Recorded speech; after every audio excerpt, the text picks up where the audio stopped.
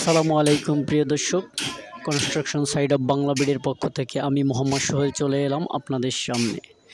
যেখান থেকে আমার এই ভিডিওটি দেখছেন সবাইকে শুভেচ্ছা ও অভিনন্দন। যারা এখনও আমার চ্যানেলটি সাবস্ক্রাইব করেন নাই তারা অবশ্যই করে দেবেন, যারা করেছেন তাদের প্রতি অসংখ্য ধন্যবাদ। তো আমরা একটি ছোট প্রজেক্টে আসছি। এই প্রজেক্টটিতে আমরা আজকে জানব যে এই ভবনটিতে আমরা গ্রেড বিম দিয়ে আমরা ব্রিক্স পিলারের একটি ভবন দেখতে পাচ্ছি। তো এই ভবনে আমরা জানতে পেরেছি যে 3 ফিট বেস দিয়ে এবং শর্ট কলমে গ্রেড বিম দিয়ে ব্রিক্স পিলার উপরে ছাদ দেওয়া হবে। তো এখানে রুমের স্পেস আমরা জানলাম, এক একটা রুমের স্পেস আছে 12 এবং 13। আলহামদুলিল্লাহ খুব সুন্দর। তো আমরা এখানে 5 থেকে 6টা রুম দেখতে পাচ্ছি।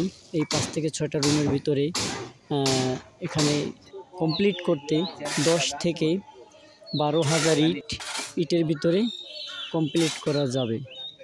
তো এরপর আমরা মিস্ত্রির কাছ থেকে আরেকটু জানার চেষ্টা করেছি। তো যে 10,000 ইটে আমরা কতটুকু এই ভবনে সিমেন্ট লাগবে সেটাও জানতে পেরেছি। তো পরবর্তী কোনো ভিডিওতে আপনাদের সিমেন্ট এবং বালু কতটুকু অ্যাক্সেসরিজ এই বাড়িটি কমপ্লিট করতে লাগবে তো সেটা আমি আপনাদের বলে দেব। তো আমরা দেখছি যে এর সাথে 2টা রুম মিলাইয়া এক ফ্যামিলিকে দেওয়া হবে।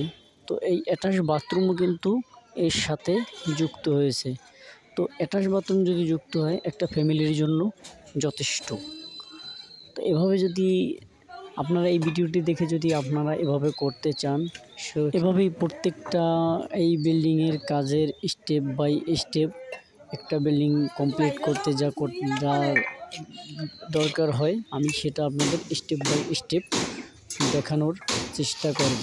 তো এভাবে অনেকেই বুঝতে পারবেন যে একটা বিল্ডিং একটা বাড়ি করতে কতটুকু ব্যয় হয়, কতটুকু অ্যাক্সেসরিজ লাগে, কতটুকু লেবার মিস্ত্রির খরচা লাগে সম্পূর্ণই বুঝতে পারবেন। তো আশা করি পরবর্তী ভিডিওটি দেখার জন্য আমন্ত্রণ রইল। আল্লাহ হাফেজ।